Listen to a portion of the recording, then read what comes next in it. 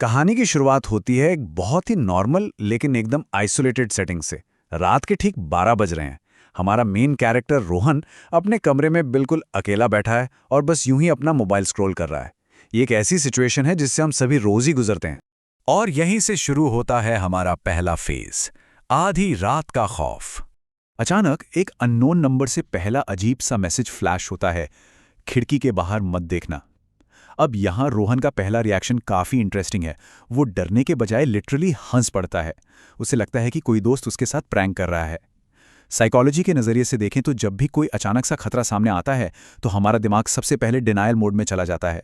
हंसी के जरिए टेंशन कम करना एक बहुत ही नेचुरल ह्यूमन टेंडेंसी है। लेकिन ये रिलैक्सेशन बस कुछ ही सेकंड्स का था, क्योंकि तभी दूसरा मैसेज आता है, मैं तुम्हारे घर के बाहर खड़ा हूं। अब सिचुएशन पूरी तरह से पलट जाती है। ये मैसेज सीधे तौर पर उस डिनायल को चकनाचूर कर देता है। रोहन की हार्टबीट एकदम से तेज हो जाती है। ये लाइन एक तरह का चैलेंज है जो उसे मजबूर करती है कि वो खुद जाकर सच देखे। और फिर घबराते हुए वो धीरे से अपनी खिड़की का पर्दा हटाता है। यहाँ एक बहुत ही डीप साइकोलॉजिकल ट्रिक प्ले हो रही है। जरा इस कंट्रास्ट को देखिए। एक तरफ दावा किया जा रहा है कि मैं बाहर खड़ा हूं और दूसरी तरफ रियलिटी यह है कि सड़क पूरी तरह से खाली है। इन दोनों के बीच का ये मिसमैच सीधे दिमाग पर वार करता है।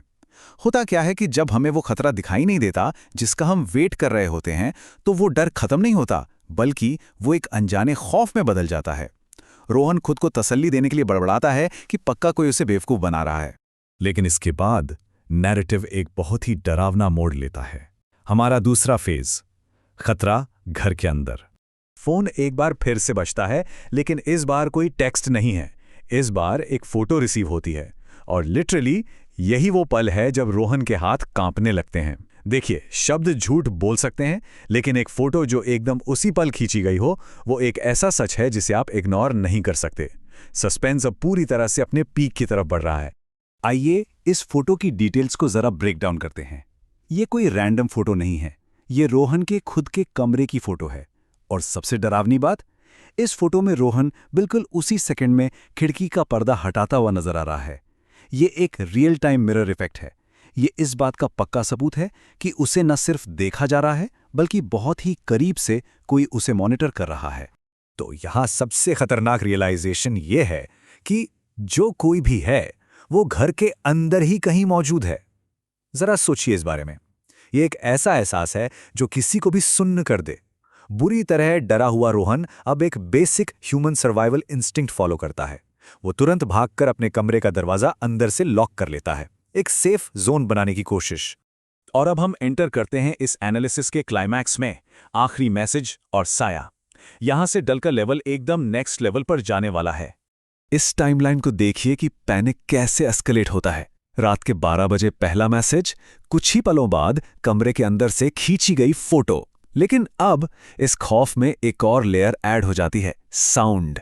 छत से आती हुई धीमी लेकिन बिल्कुल साफ कदमों की आवाज, ठक ठक ठक। ये आवाज उस अनजान खतरे को एक फिजिकल फॉर्म दे देती है। और इसके ठीक बाद एक ऐसी चीज होती है जो सच में रोंगटे खड़े कर दे, बिल्कुल पीछे से आती हुई भारी सांसों की आवाज। अब रोहन पूरी तरह से ट्रैप हो चुका है। वो पैनिक में अपने पिता को कॉल करने की कोशिश करता है, लेकिन देखिए कैसे सेफ्टी नेट एक एक करके गायब होते हैं। स्टेप 1, मोबाइल नेटवर्क अचानक से चला जाता है। स्टेप 2, पूरे घर की लाइट अपने आप बंद हो जाती है। अब वो बाहरी दुनिया से पूरी तरह कट चुका है। उस घुप अंधेरे कमरे में अब सिर्फ मोबाइल फोन की वो हल्की सी ठंडी रोशनी बची है।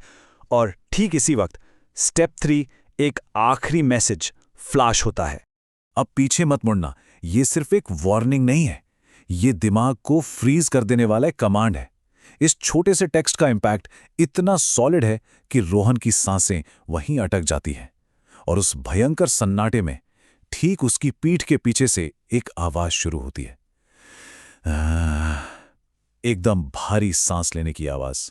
कोई उसके बहुत बहुत ज्यादा करीब खड़ा है।